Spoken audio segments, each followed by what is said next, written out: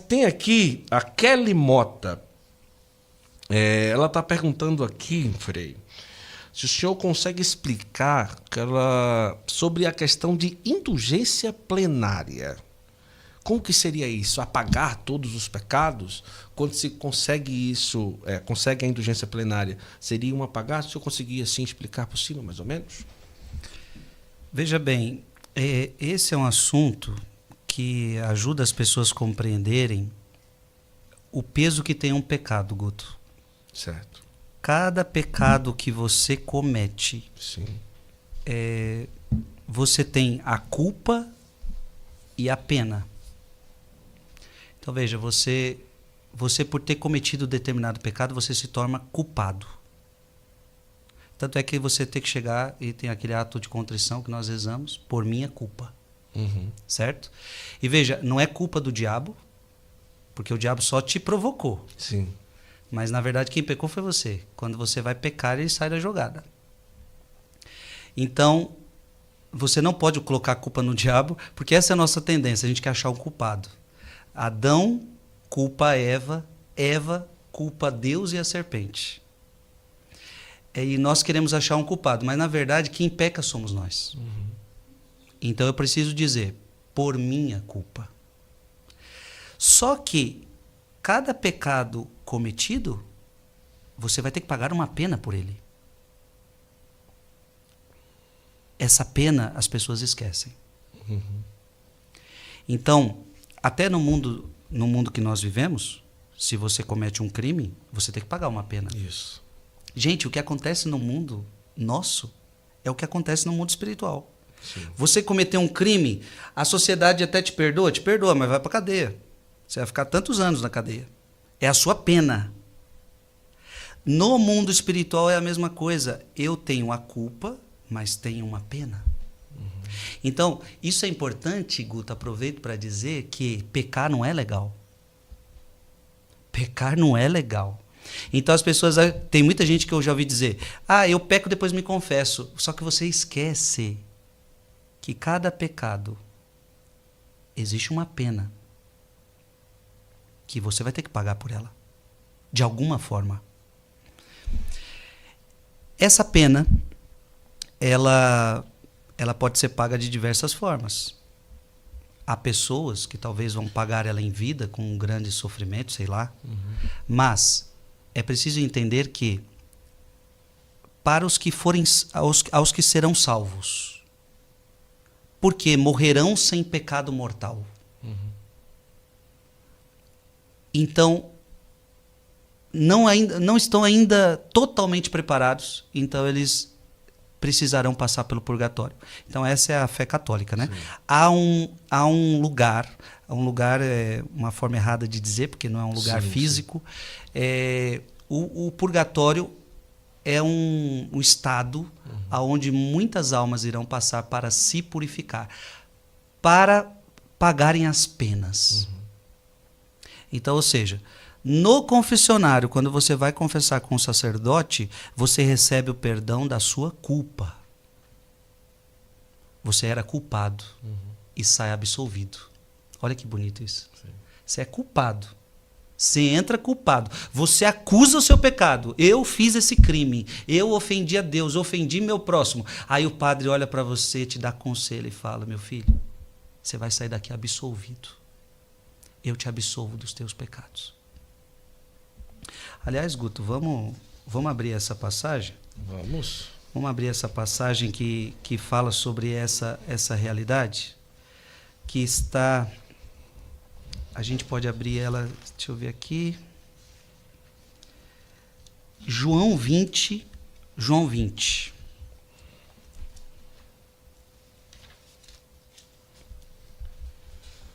João 20.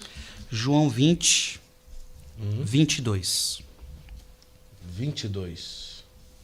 Posso ler? João 20, 22 a 23. 22 a 23. Depois dessas palavras, soprou sobre eles, dizendo-lhes: recebei o Espírito Santo.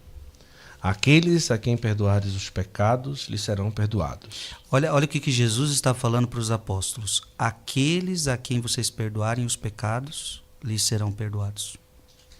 Aqueles a quem o retiverdes, lhes serão retidos. Então, Jesus está dando aqui poder para os apóstolos perdoarem pecados. Então, olha que bonito. Você entra no confessionário, os apóstolos receberam esse poder que Jesus está dando, aqueles a quem vocês perdoarem os pecados. Então, veja, eu como sacerdote, os apóstolos, os sacerdotes, eles têm esse poder de Cristo de perdoar pecados. E de não perdoar. Sim. Ah, mas um padre pode não perdoar? Pode, se ele ver que o penitente não está arrependido. Pode não dar a absolvição. Ele não tem como dar a absolvição se você não está arrependido. Então é um poder que pode dar e pode não dar. Então você entra culpado, você acusa suas culpas e quando termina a confissão, se você estiver arrependido, o padre vai lhe dizer: eu te absolvo. Você está absolvido. Eu te absolvo dos teus pecados em nome do Pai. Mas que poder é esse? O poder está aqui. Aqueles a quem perdoares os pecados, lhes serão perdoados. Jesus não está falando, eu vou perdoar os pecados. As pessoas vão falar comigo diretamente, eu vou perdoá-los. Não, vou perdoar através de vocês. Então isso é maravilhoso. Só que, Guto, ainda existe a pena. Então essa pena, ela vai ser paga no purgatório. Alguém pode, a gente podia até tentar abrir algum texto bíblico que fala que a gente consegue enxergar um pouquinho. Sim. Essa realidade de purgatório. 1 Coríntios 3. Sim. 1 Coríntios 3. Ok. Versículo de 13 a 15. De 13 a 15. Podemos lá? A obra de cada um aparecerá. A obra de cada um aparecerá. O dia do julgamento irá demonstrá-lo. O dia que você for julgado vai demonstrar tudo que o Guto fez. Meu amigo, esse dia vai ser cruel. Ué. Cruel para uns, alegre para outros. Imagina um dia onde tudo que você fez vai vir à tona. Sim. A obra de cada um vai aparecer. Consegue. Será descoberto pelo fogo. O fogo provará o que vale o trabalho de cada um. O fogo. Então, a Bíblia fala de um fogo que vai provar o trabalho de cada um. Se a construção resistir, o construtor receberá a recompensa. Se pegar fogo, arcará com os danos. Ele será salvo, porém, passando de alguma maneira através do fogo.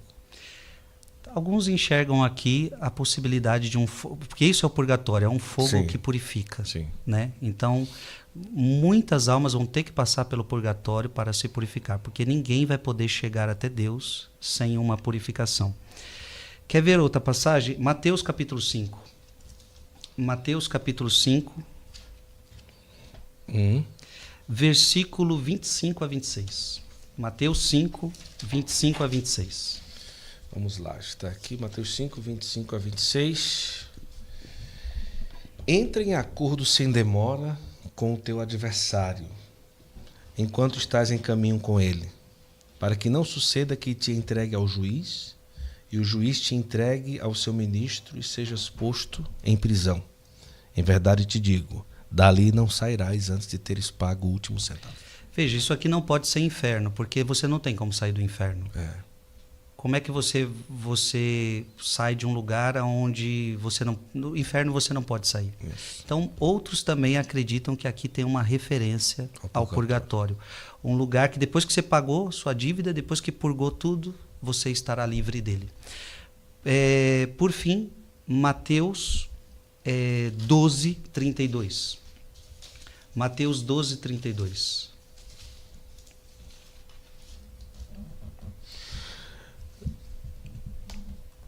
Todo o que tiver falado contra o Filho do Homem será perdoado. Se, porém, falar contra o Espírito Santo, não alcançará perdão, nem neste século, nem no século vindouro. Veja, perdão no século vindouro, isso também traz uma referência de purgatório. Porque o perdão é só para esta terra. Mas parece que haverá uma purificação no século que há de vir, vindouro. Então, essas passagens dão... Aqui a igreja começa a entender essa realidade de purgatório. Poderíamos ler o catecismo, acho que não precisamos disso. Eu vou dar aqui só o parágrafo 1030 a 1032. Então está no Catecismo da Igreja Católica, 1030 Sim. a 1032, a questão do purgatório. E aí, Guto, essa longa resposta para minha amiga, veja que nem sempre é fácil dar uma resposta curta a perguntas muito teológicas, mais profundas, né? Lembrando que eu não sou um teólogo aqui, muitas coisas talvez fiquem a desejar, mas para essa minha amiga eu diria, repita agora a pergunta dela só para a gente saber recordar. mais sobre a indulgência plenária. Exatamente. Qual que serve? Isso. Porque aí que entra a indulgência plenária. A indulgência plenária é uma graça que a igreja tem, ela que foi dada a ela toda a autoridade, todo o poder, tudo que você ligar na terra será ligado no céu, tudo que desligares na terra será desligado no céu.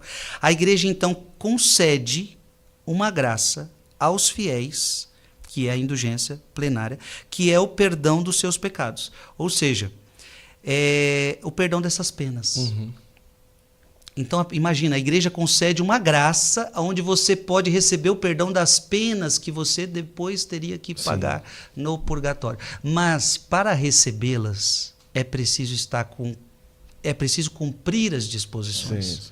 Então, não é uma mágica. Isso. Onde eu pago um dinheiro Não é um e lava-jato. recebo indulgência. Vai lá. Não.